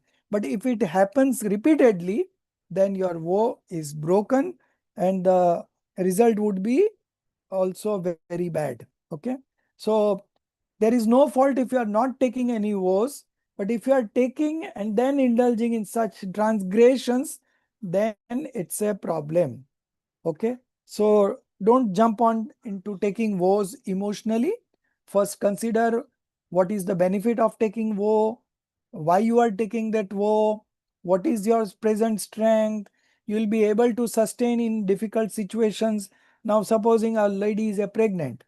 Now he has taken a vow that I will be doing 10 fast every 10 lakshan. Okay. So now she is pregnant. So then at that point of time, it will be painful for the kid. Okay. Your capacity is there, but the kid's capacity is not there. So this kind of vows, if you take, then you will create more violence than getting rid of those violence. Okay. So these are some of the acts that you need to take into consideration before deciding on the vows. So next week we will again continue with this transgression of the remaining 7 vows. Okay. 3 supplementary vows and the 4th disciplinary vows. Okay. And you should also read what I will be sharing about the 7th chapter of Moksha Marg Prakashak. So understanding both these factors will create a balance in you where you will be very mindful of taking vows. And if you are taking, you will develop that strength to observe it in the right manner also. Okay. निज निधि निज में बताई, यह अनंत उपकार है। उसके लिए जिन वाणी माँ को वंदना 7 बार है। उसके लिए जिन वाणी माँ को वंदना